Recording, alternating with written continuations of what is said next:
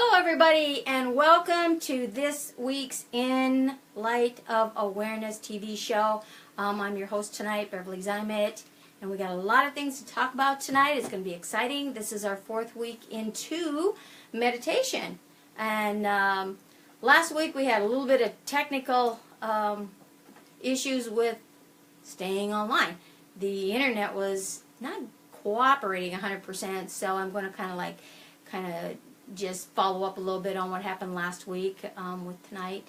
And I just want to welcome everybody for being here, and thank you so much for being on. And we're just going to make this so much fun tonight. If you get a chance, go ahead and comment in the comment box, push your like, send me a few hearts. I could use a few of those. And also go ahead and share. Share to your timeline or share out with friends. And go ahead and tag me in your post. That would be awesome. Other than that, like I said, I'm just so thrilled. Each time it gets better and better. And it's just amazing. It's just amazing. A little more relaxed tonight, I guess. So this is always a good thing. And again, thank you so much for being here. So let's go ahead and get started with tonight's subject is on meditation. And we're going to talk a little bit on the importance of breathing and the importance of your posture, because they all make a difference in what goes on during your meditation time. But first, let's kind of just step back a little bit from last week. Last week we talked about open and closed eye meditations and what the difference was.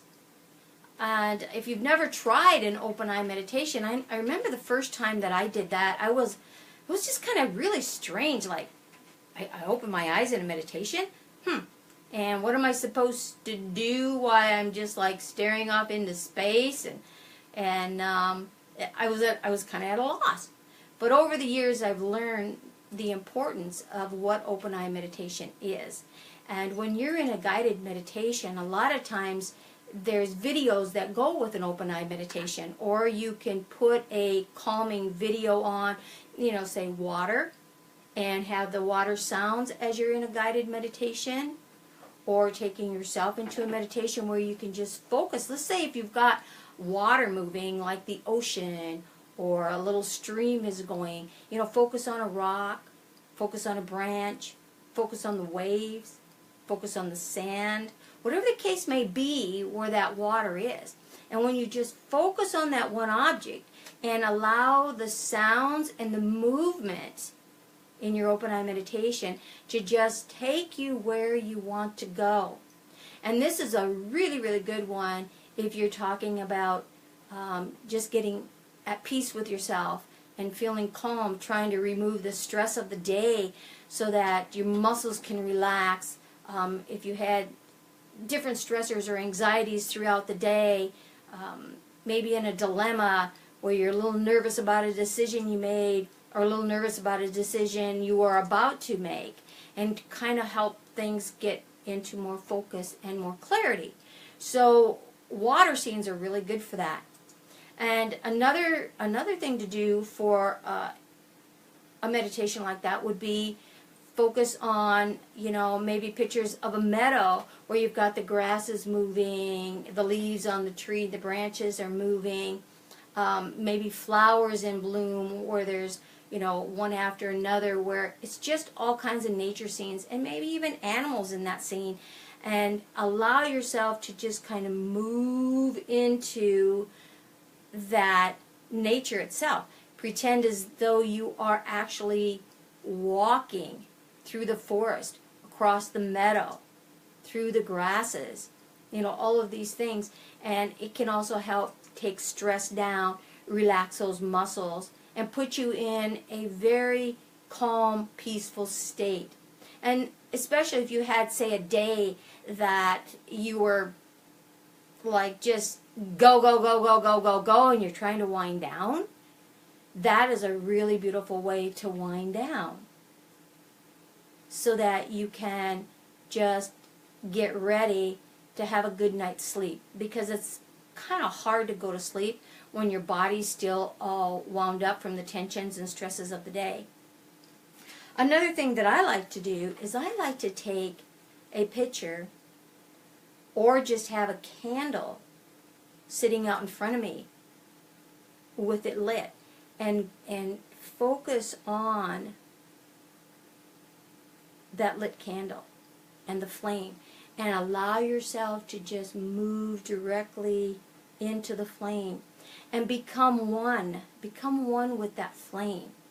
And when you do that, as one with that flame, you can then focus on a particular event, decision, or conflict, or anything that's going on where you need to find some real depth and clarity in maybe making a decision, like changing jobs, or moving to a new home, or moving out of state, moving into a more committed relationship, whether it's at work or in business. All these things. Let's just say maybe you've got a presentation that could be a deal breaker, and rather than getting all anxious about it, by just moving into the flame of that candle and uniting with it and feeling the peace within, helps you then find that peace within the energy and the spirit of who you are.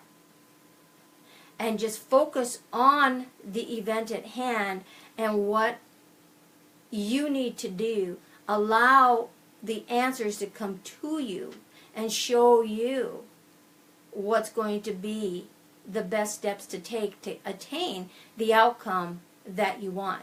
Don't try to dwell on the how part. You just want to focus on, this is the event and this is the outcome that I want to have.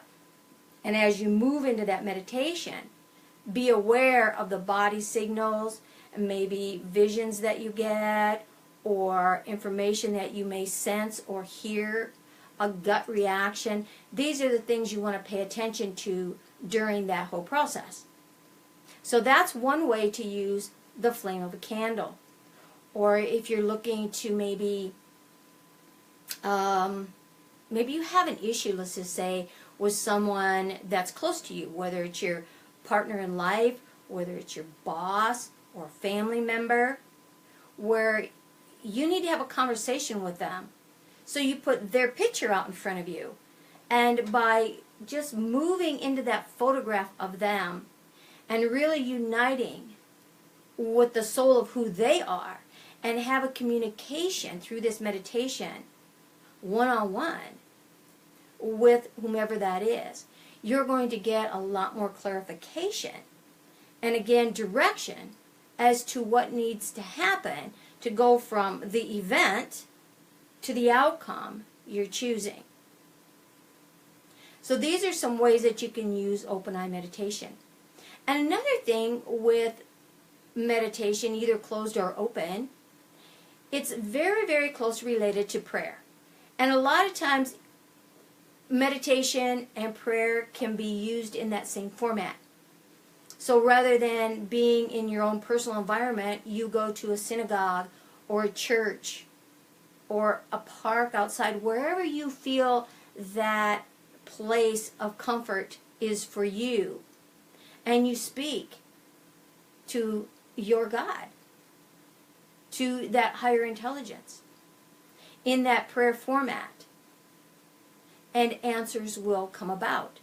If you're in a synagogue or in a church or any type of cathedral setting, there's always statues around. Now, these statues aren't something that you're going to pray to. They're pretty much just a replica of, like, a photograph of someone. So they represent something that resonates as a truth to you. So if there's a statue of, say, Archangel Michael or Joseph or Jesus or even Mary, and they resonate with you in the moment, and you feel that they can give you an answer to something that's going on in your life. Or maybe you want to say a prayer and have them look over someone who maybe had just died, or someone you would like to contact who has been out of embodiment for some time, and just let them know how you feel. So these are different ways that you can use prayer as your meditation as well. So another really nice thing to do is have music. When you put on music, whether it's classical music, what they call new age music, or just nature sounds, nature such as, again, like I talked earlier, water or wind. These all make a difference in setting the pace. And they can be used with closed or eye-open meditations, because the sound of the music also helps to remove any of the brain chatter that's going on, but also the static noise that we live in our environment, whether it's doorbells, phones, TV, kids running through the house, pets making noise, TVs running. You know, all these different things interfere with our focus and our concentration. So you should always try and get yourself into the most comfortable, calmest environment that you can. And using music helps to maintain that focus and drown out any of that static noise, regardless if it's coming from your brain or coming from the environment around you. Smells are very important as well. So when we look at burning incense, and again, now we're going to talk about the breathing part with the incense. You want to make sure that incense is far enough away from you so that it doesn't get overpowering, so it doesn't make you congested or feel like you got a cough, because sometimes smells can be very overpowering. You can anoint yourself with essential oils. There's a lot of blends out there. There may be a blend that will put you into a relaxed state. There may be a blend that will put you into a focused state. You know, so there's different oils, that the essential oils that will take you into those environments. So smell plays a big role in what goes on during your meditation. So just kind of beware of not overdoing it, because when you're in a meditation, you're deep inside that meditation. What's going to happen is all your senses are enhanced. So your sense of sight, your sense of hearing, your sense of smell, your sense of taste, your sense of feeling, whether it's emotional or just sensations, are all going to be intensified during a meditation. So you want to, be prepared for that to happen, which is really a good thing, okay? And so that's kind of what we're talking about as far as sound and smells and your sensories.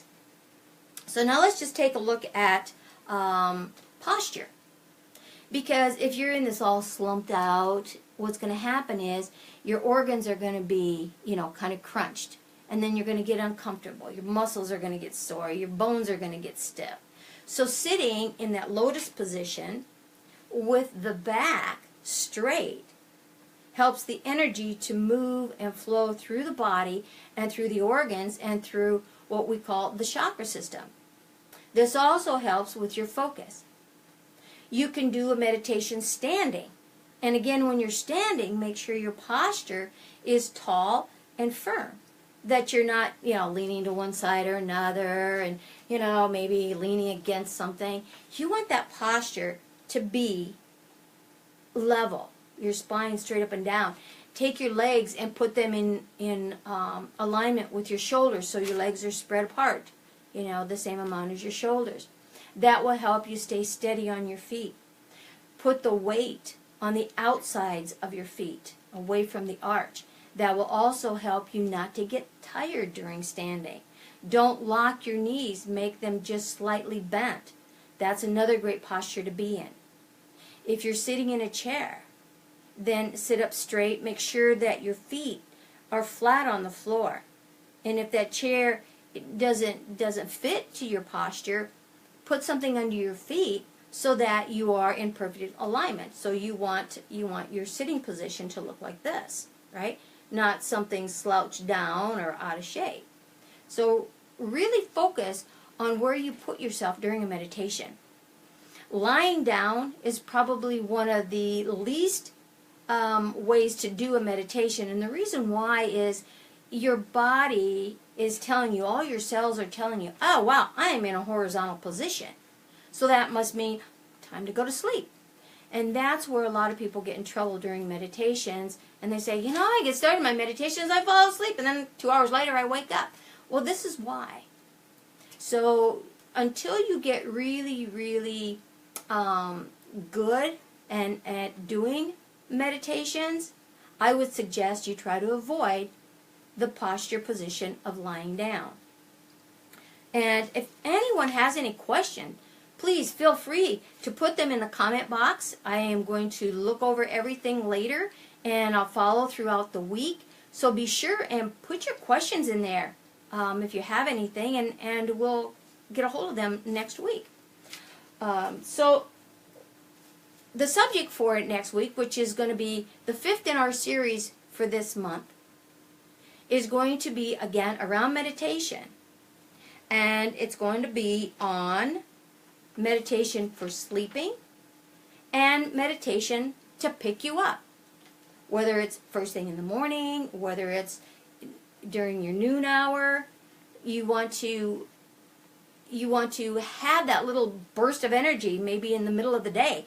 Because it seems like after we have lunch, especially if we have a lot of carbs, your body wants to start to go in digestion mode.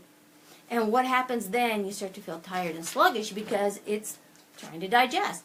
So basically what you want to do at this point is just take 10 to 15 minutes on your lunch break and listen, put a headset on, have a little CD, you can download it to your phone, and have a pick-me-up guided meditation. And I am going to have a special gift for you next week. I am going to make available in the download section down here in the comment box a meditation to help you go off into sleep, and a meditation that's going to help you get energized, especially during the middle of the day. So please stay tuned next week and stay throughout the whole programming, and I will have those gifts ready for you. And thank you again so much for being here tonight. In Light of Awareness is going to be it's just going to turn in and blossom into a whole new arena of so many things. So please stay tuned and watch for posts throughout the week of some of the things to come and what we're going to be doing. And next week I'll share with you what the following month is going to be in May. And again, thank you all very much for joining me in Light of Awareness, signing off.